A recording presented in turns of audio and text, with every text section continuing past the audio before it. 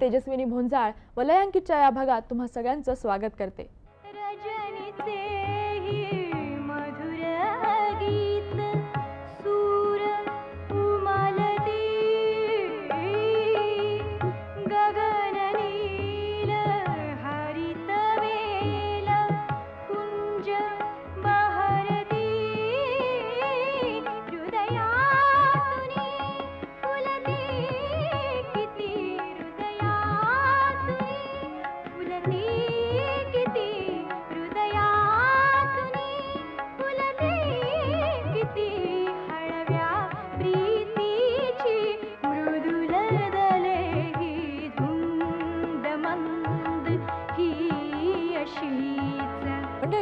आजची आपली पाहुणी गुणांनी आणि कीर्तीने महान आहे। मलाच काय पण तुम्हालाही तिचं हे गाणं आवडतं हो ना? आणि मला माहितीये तुम्ही तिचं नावही ओळखलंय।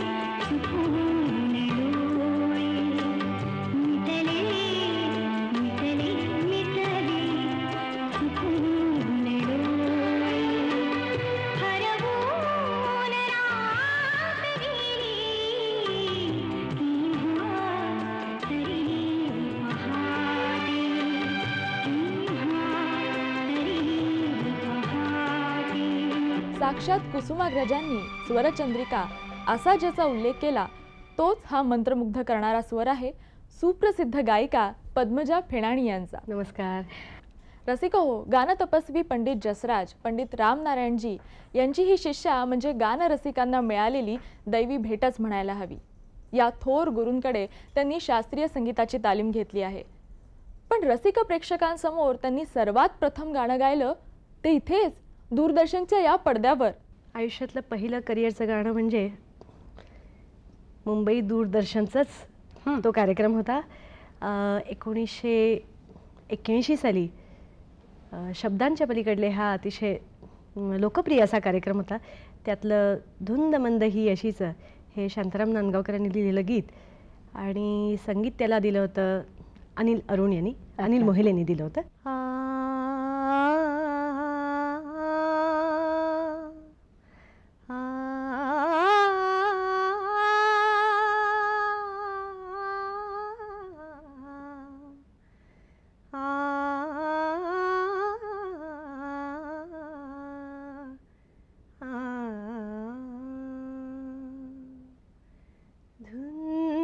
मंद ही अशीच सांज उतरली गगनातुनी येता सख्या गगनातुनी येता सख्या गगनातुनी येता सख्या तुझिया प्रीतीची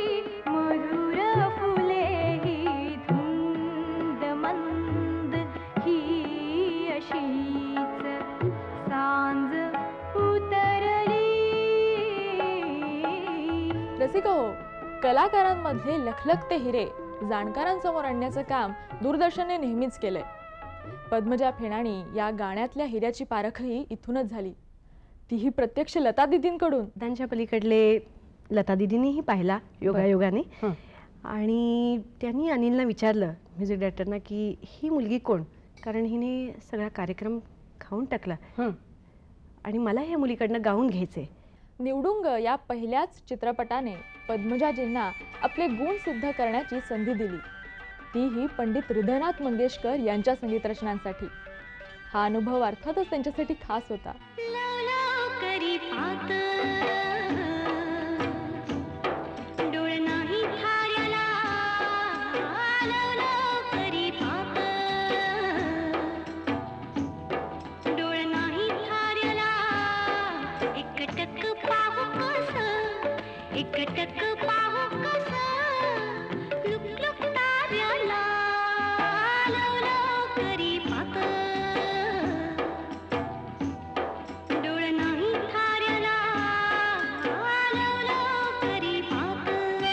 हृदयनाथजींचंच त्याबद्दल एक म्हणणं असं आहे की पद्मजा, तू इतर गोष्टी सगळ्या चांगल्या गातेस, परंतु माझं गाणं जेव्हा गातेस तेव्हा काही खास गातेस. कदाचित त्यांची जी स्टाईल आहे ती माझ्या रक्तात जास्त चांगल्या रीतीने मुरलेली असावी किंवा ते गाणं मला जास्त जवळचं वाटतं, कारण मी त्यांच्याजवळ शिकलेली आहे. बरोबर. आणि अतिशय आल्हाददायक असं त्यांचं गाणं आहे. जरी कठीण असलं, जरी त्याच्यात विविध कसरती जरी असल्या, तरी ते गाणं मला माझं गाणं वाटतं.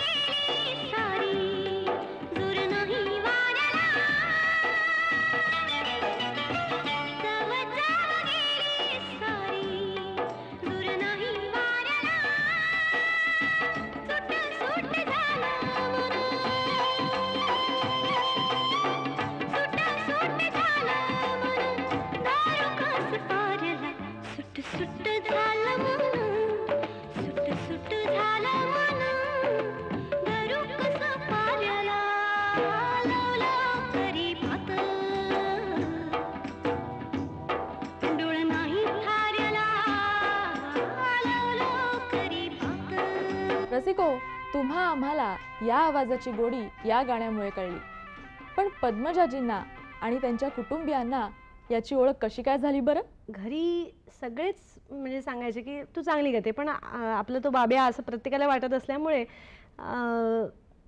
माझ्या आईवडिलांनी तसं फारसं ते सिरियसली त्यावेळी घेतलं नव्हतं. सगळी लोक सांगायची, जे कोणी गाणं ऐकायचे ते, की छान गाते बुवा तुमची मुलगी. पण शेजारी पाजारी तेही सगळे गातात, मीही त्याच्यात गाते असं वाटायचं. परंतु आमच्या घरी माझ्या वडिलांचे मित्र उस्ताद हालिम जफर खान साहेब, म्हणजे सुप्रसिद्ध सितारी आहे, हे माझ्या वडिलांना अनेकदा भेटायला यायचे. आणि वडिलांनी जेव्हा सांगितलं की माझी मुलगी पण थोडंफार गाते, तेव्हा मी एक अच्छा बेटा सुनाव, एखाद गीत सुनाव, कुछ भजन सुनाव म्हटल्याबरोबर मी त्यांना फिल्मचं एक माझ्या अतिशय आवडीचं म्हणले की हिला दैवदत्त गळा आहे, तर शंकरराव तुम्ही हिला गाणं शिकवाच. त्याचं काय मंडळी, गवयाचं पोर हे सुरातच रडतं असं जे म्हणतात ना, ते काय खोटं नाही. कुटुंबातली इतर माणसं जर विविध कलांमध्ये पारंगत असतील तर साहजिकच त्याचे संस्कार लहानांवर होणारच. आणि हेच पद्मजाजींबरोबर झालं. आई शैलजाने आम्हाला खूप अगदी एनकरेज केलं, म्हणून आम्ही इथपर्यंत आज आलो. आणि वडील माझे कमर्शियल आर्टिस्ट शंकरराव फेणाणी, आणि माझी मोठी बहीण ख्यातकीर्त चित्रकार उषा फेणाणी, माझा धाकटा भाऊ तबला वाजवतो, माझा मुलगा आदित्य तोही मला माझ्या संगीताच्या ह्याच्यात खूप मदत करतो, म्युझिक डायरेक्शनमध्ये वगैरे. त्याचंही गाणं ऐकून ऐकून कान तयार झालेले आहे, तो थोडंफार आता वाजवायला शिकतोय. माझे पती सुनील जोगळेकर हे BACS मध्ये R&D रिसर्च अँड डेव्हलपमेंटमध्ये सिनियर मॅनेजर आहेत, आणि त्यांचीही मला अगदी पुरेपूर साथ लाभलेली आहे. आणि माझ्या सासूबाई मृणालिनी जोगळेकर ख्यातकीर्त लेखिका आहेत. रसिको, उत्तम गाणं गायचं तर त्यासाठी तितकाच अभ्यासही करायला हवा. विशेषतः शास्त्रीय आणि सुगम या दोन्ही प्रकारचं गायन करणाऱ्या पद्मजाजींना तर ही तयारी सततच करावी लागते. शास्त्रीय संगीताचा रियाज तर हा अत्यंत आवश्यक आहेच आहे, कारण गळा फिरता राहण्यासाठी, गळा तयार करण्यासाठी आणि माहितीसाठी म्हणून सुद्धा, ज्ञान मिळावे या दृष्टीने शास्त्रीय संगीताचा अभ्यास हे करणं अत्यंत आवश्यक आहे. पण शास्त्रीय संगीताचा अभ्यास करताना सुद्धा कुठे कसा आवाज लावावा, ह्या आवाज लावण्याच्या पद्धतीमध्ये मात्र फरक आहे. कारण शास्त्रीय संगीतामध्ये जसं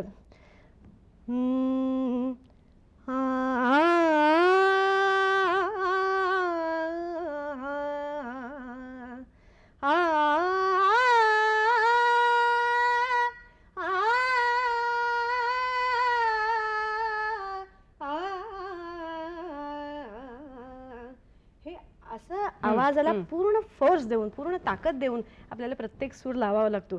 परंतु सुगम संगीतामध्ये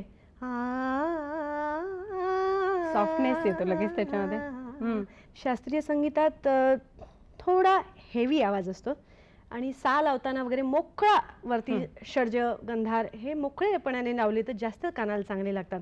तर सुगम संगीतामध्ये आवाज मोकळा हवा तरीही तो थोडासा लवचिक ठेवून थोडा सॉफ्ट ठेवला तर आपल्याला एक्सप्रेशनच्या दृष्टीने शास्त्रीय संगीत गाताना सुद्धा ते वृक्ष न होता जास्त त्याच्यात लालित्य आणण्याकडे माझा कल असतो. जय जय जय सुत महेश, जय जय जय सुत महेश, गण गणेश प्यारे तुम, अशी एखादी बंदिश असेल समजा तर ती शास्त्रीय संगीत जरी असली तरी ती वृक्षपणे गाऊन उपयोगाची नाही.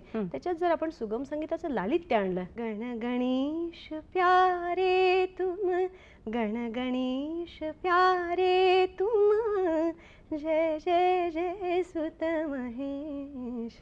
गाणाऱ्या माणसाचं सुरांइतकंच शब्दांवरही प्रेम असायला हवं, तरच ते गाणं खुलतं, लोकांच्या मनापर्यंत जाऊन पोचतं. असंच प्रेम पद्मजाजींनी कवितेच्या ओळींवर केलं आहे. कुसुमाग्रज, इंदिरा संत यांच्यापासून ते अटल बिहारी वाजपेयी, व्ही.पी. सिंग, शंकर रामाणी यांच्या कविता त्यांनी गायल्या आहेत. 5-6 वर्षापूर्वी जनस्थान पुरस्कार इंदिराबाई संतांना दिला गेला होता आणि कुसुमाग्रज प्रतिष्ठानतर्फे हा दिला. आणि या कार्यक्रमाची सांगता इंदिराबाईंच्या 2 कवितांनी मला करायला कुसुमाग्रजांनी सांगितलं. तर त्यावेळी मी त्यांची मृण्मयी आणि कधी कुठे न भेटणार या 2 कविता गायले होते. आणि कार्यक्रम संपल्या असाच रिस्पॉन्स होता की 1 मिनिटभर टाळ्याच नव्हत्या, शांतता, आणि मग कडकडून टाळ्या झाल्या. तर कार्यक्रम संपल्या ताबडतोब मला तात्यासाहेबांनी आत ग्रीन रूममध्ये बोलवलं. मला आणि माझ्या इतर सगळ्या कॅसेटचे जे स्पॉन्सर आहेत, दातार परिवाराचे, दातार स्विचगेअरचे बाबा दातार, त्यांना बोलवलं. आणि माझे पती सुनील, त्यांना, आम्हाला तिघांनाही बोलवलं आणि सांगितलं माझ्या काही कविता आणि इंदिराबाईंच्या काही कविता मी तुम्हाला निवडून देतो आणि शंकररामाणींच्याही काही दुसऱ्या भागात घेतलेल्या आहेत. तर अशा कविता मी तुम्हाला निवडून देतो आणि त्याची कॅसेट करायची जबाबदारी मात्र तुमची. एवढी मोठी मानाची आणि अशी मौलिक जबाबदारी कुसुमाग्रजांनी माझ्यावरती सोपवली. जशी कविता वाचत गेले तसं मला कवितेतूनही एवढा आनंद मिळत गेला की मी मनाशी ठरवलं की आता हा विषय आपण पूर्ण घ्यायचा.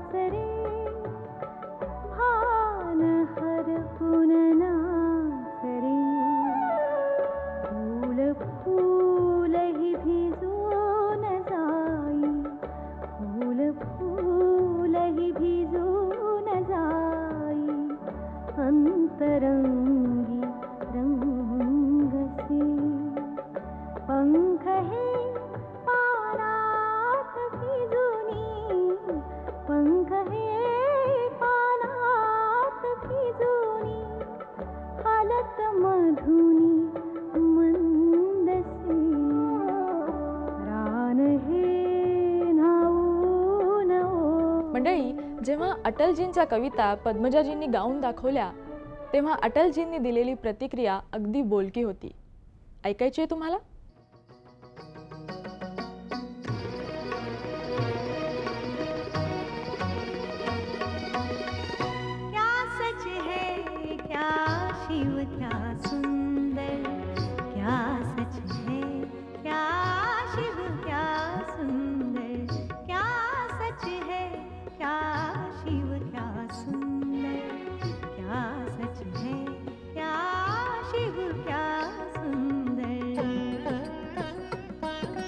मला अटलजींच्या कविता गायच्या होत्या आणि त्यानिमित्ताने मी मेरी 51 कविता आहे हे श्रीयुत मुढे म्हणून आहेत, तर त्यांनी मला या कवितेचं पुस्तक आणून दिलं आणि मी ते वाचायला लागले आणि इतक्या सुंदर कविता आहेत असं मला खरोखरच मी यापूर्वी कसं काय हे वाचलं नाही मला आश्चर्य वाटलं. आणि तिथूनच हिंदीला एक्सपोजर मला मिळालं, चांगल्या कवितांना हिंदीमध्ये. मला त्यांची गीत नया गाता हूँ ही कविता वाचताना असं वाटलं की हार नहीं मानूंगा, रार नहीं ठानूंगा, काल के कपाल पर लिखता मिटाता हूँ. मी कितीही संकट आली, किती कठीण प्रसंग आले तरी मी हार मानणार नाही, रार नाही ठाणूंगा, नव्या संघर्षांना नव्या निश्चयाने मी तोंड देईन, असे हे जे विचार आहेत. किंवा काल के कपाल पर लिखता मिटाता हूँ, त्यांनी अणुचाचणी करून जे काही करून दाखवलं सगळ्या इतर देशांना, आपण किती श्रेष्ठ आहोत, भारत किती श्रेष्ठ देश आहे, आणि काल के कपाल पर लिखता मिटाता हूँ हे जे त्यांनी सिद्ध करून दाखवलं, तर हे जे विचार आहेत हे लोकांसमोर आले पाहिजेत. जो हम पर गुजरी बच्चों के संग न होने देंगे, हम जंग न होने देंगे. म्हणजे इतका संवेदनशील कवी हा आहे. तर असे संवेदनशील कवी म्हणजे VP सिंग सुद्धा अत्यंत संवेदनशील कवी आहेत.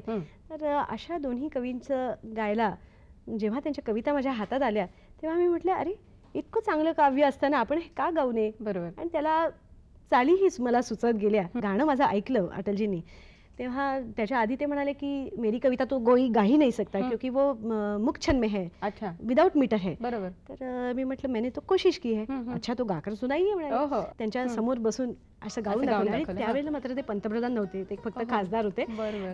आणि मी जवळून गाऊन दाखवल्याबरोबर गाणं संपल्या ते उठून उभे राहिले आणि जोरात टाळ्या वाजवून म्हणाले की ये तालियां तो मेरी कविता के लिए नहीं, आपके गाने के लिए है. शव का अर्जन शिव का वर्जन, शव का अर्जन शिव का वर्जन, कहूँ विसंगति या रूपांतर, या रूपांतर. क्या सच है क्या शिव क्या सुंदर, क्या सच है क्या शिव क्या सुंदर, क्या सच है क्या शिव क्या सुंदर, क्या सच है क्या शिव क्या सुंदर. एकदा VP सिंग यांच्याबरोबर बोलत असताना पद्मजाजींनी इंदिरा संतांच्या एका सुरेख कवितेचं तितकंच सुरेख भाषांतर काही क्षणातच केलं होतं. चांगल्याच काव्याची गोडी लागल्यामुळे की काय, पद्मजाजींनी हिंदी चित्रपटातली गाणी कधीच गायली नाहीत, तर त्यांनी सुरुवात केली ती संगीत रचना करायला. बरीच वर्ष घरची मंडळी सगळी सांगत होती की तू संगीत द्यायचा प्रयत्न कर, कारण आता तुझ्या आवडीचं म्युझिक तुला कितपत मिळेल काही कल्पना नाही. परंतु पूर्वी म्हणजे मदन मोहन, जयदेव वगैरे या स्टाईलने तुला जी गाणी आवडतात तर तू का नाही प्रयत्न करत. आणि मला असं नेहमी वाटायचं की आपण करावं ते अतिशय चांगलंच बेस्ट द्यावं. म्हणजे मला जमेल की नाही मला माहिती नाही, त्यामुळे मी करत नव्हते. परंतु या बाबतीत माझं स्फूर्तीस्थान ठरलं ते म्हणजे आदरणीय दुर्गाबाई भागवत. बरं. हां, अच्छा. दुर्गाबाईंना मी नवीन कुठचीही गाणी बसवली की जाऊन त्यांना ऐकवत असे. त्यांनाही आनंद व्हायचा आणि त्यांच्याकडनं मी भरपूर काय काय काय काय घेऊन येत असे. प्रत्येक वेळी गेले की नवीन नवीन त्यांच्याकडनं मला काय काय शिकायला मिळायचं. उदाहरणार्थ त्या म्हणायच्या की पद्मजा दररोज आपला वाढदिवस साजरा करावा. हां, किंवा रिकामा अर्धघडी एकही मिनिट दिवसातलं राहू ना, अर्धघडी रिकामा राहू नको रे. तर असं अनेक गोष्टी मला त्यांच्याकडनं शिकायला मिळायच्या म्हणून मी त्यांच्या घरी जायचे, त्यांना ऐकवायचे गाणी. आणि एके दिवशी त्यांनी मला सांगितलं, पद्मजा हे बघ उद्या माझा दूरदर्शनचा कार्यक्रम आहे, माझी मुलाखत आहे आणि देहोपनिषद नावाचा मी एक अभंग लिहिला आहे, तर तो तू गायचा. जे म्युझिक डायरेक्टर बसले तर राजस्थानला, मी कधी कविता पाठवणार आणि कधी काय करणार. छे म्हणले म्युझिक डायरेक्टरकडनं काही करून घ्यायचं नाही, तू करशील हे काम. आणि दुर्गाबाईंची आज्ञा ती काय मी टाळू शकले नाही, कशी टाळणार. तर त्याचे शब्द असे होते, आयुष्याची झाली रात मनी पेटे अंतर्ज्योत, भय गेले मरणाचे कोंब फुटले सुखाचे. असं इतकं सुंदर देहोपनिषद होतं, परंतु तो शब्द इतके कठीण होते की आधी माझं धावेदण आणले ते शब्द वाचून. देहोपनिषद म्हटल्यानंतर ती ईश्वर इच्छाच होती की तिथपासून माझी सुरुवात व्हायची होती. तर त्याची चाल ऐकली चालेल? नक्कीच नक्कीच. आयुष्याची झाली रात मनी पेटे अंतर्ज्योत, आयुष्याची झाली रात मनी पेटे अंतर्ज्योत, भय गेले मरणाचे, भय गेले मरणाचे कोंब फुटले सुखाचे गझल हा गायकीचा आणखी एक प्रकार पद्मजाजींनी आपलासा केलाय. गझल म्हणजे काय हे आपण त्यांच्याकडूनच ऐकायला हवं. आपलं दुःख आपण किती चांगल्या प्रकारे सोसू शकतो. हे काय गम मुझे, हसरत मुझे, वहशत मुझे, सौदा मुझे, एक ही दिल देकर खुदा ने दे दिया क्या क्या मुझे. हो अच्छा. हे जे दिल आहे ते हे सगळं सोसण्यासाठी दिलेलं आहे आणि हे जे गम सुद्धा दिलेलं आहे त्या गम मधनं सुद्धा मला आनंद मिळतो. याच्यावरनं शंकरामाणींची एक गझल मला आठवते. बहरलेल्या सावल्या अन अवसा आली मोहरा. म्हणजे दुःखाची परिसीमा, अल्टिमेट दुःख यात कवितेत सांगितलेलं आहे. बहरलेल्या सावल्या अन अवसा आली मोहरा, जीव लगे जहरासया तिमिरात कैफचा आगळा. म्हणजे इतकी परिसीमा असताना सुद्धा त्याचा कैफ इतका आगळा असतो, आगळा वेगळा असतो. ती ह्याला गझल म्हणतात. मंडळी, या वैविध्यपूर्ण कारकिर्दीबद्दल पद्मजाजींना माणिक वर्मा पुरस्कार, मिया तानसेन पुरस्कार, महाराष्ट्र गौरव असे अनेक सन्मान मिळाले.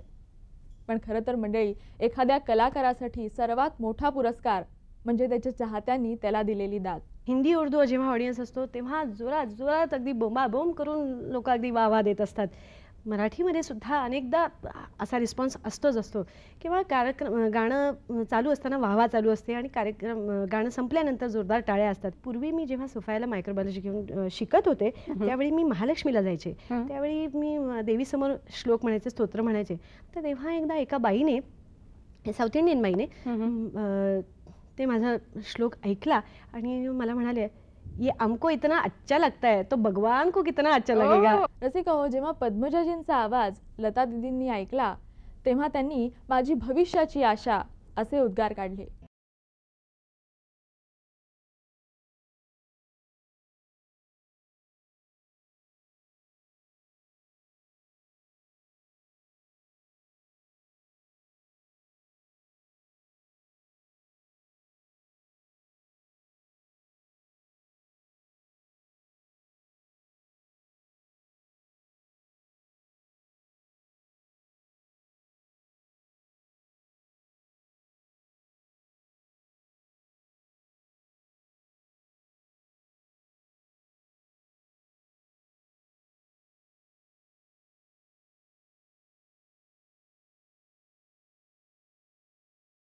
पुढच्या आठवड्यात पुन्हा भेटण्यासाठी याच दिवशी याच वेळी, अर्थातच वलयांकित मध्ये. तोपर्यंत नमस्कार.